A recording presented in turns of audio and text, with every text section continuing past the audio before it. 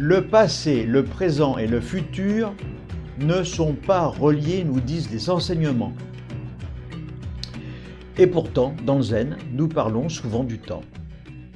On retrouve très souvent cette relation au temps. Alors pourquoi ne doit-on pas dire « lorsque ce corps existe, j'existe » et « lorsque ce corps est mort, je suis mort » ? Eh bien, c'est parce que tout cela fait partie de la grande illusion que les bouddhistes anciens appelaient le rêve. Le rêve, c'est le samsara, ce que nous vivons ici et maintenant, la roue de la vie et de la mort. Nous baignons, disent-ils, dans l'empreinte de l'océan d'éveil. L'océan d'éveil contient tous les dharmas, donc toutes les conditions. Les dharmas, qu'est-ce donc ? Eh bien, c'est ce qui désigne à la fois l'enseignement du Bouddha et la vérité universelle qui mène à l'éveil. Cela constitue le chemin vers la libération du point de vue bouddhiste.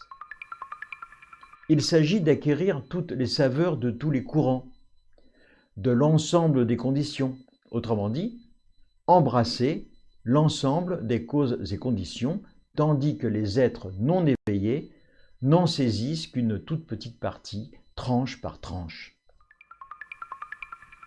C'est la raison pour laquelle les enseignements expliquent que les êtres qui pratiquent le dharma, s'ils sont réalisés, peuvent être obscurcis parce que perturbés, tandis que les êtres ordinaires, eux, pensent être éveillés.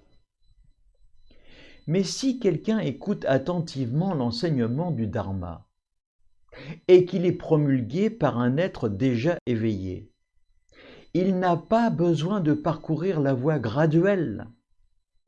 Il lui suffit d'accepter ce qui est déjà sa véritable nature, et c'est aussi l'objet de la pratique du Zen, que l'on appelle la méthode abrupte, tandis que les autres écoles sont dites graduelles.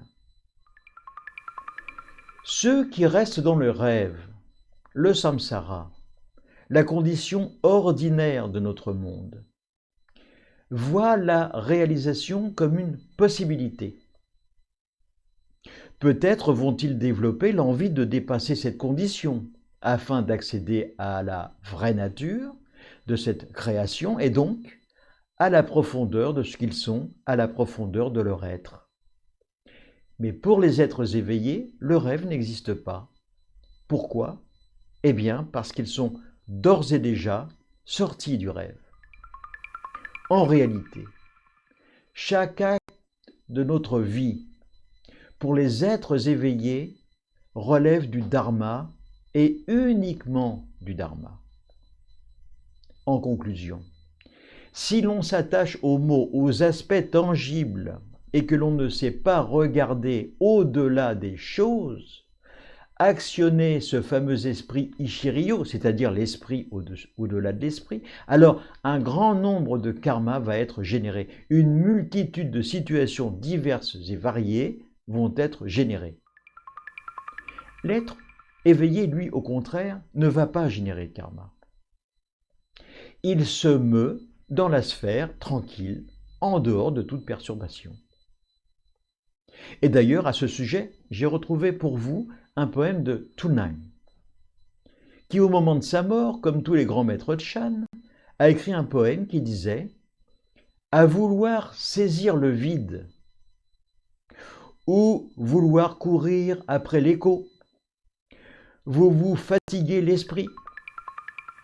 Une fois éveillé du rêve, il n'est plus rien à comprendre. » Voilà. En attendant la prochaine vidéo, essayez d'être heureux juste pour donner l'exemple.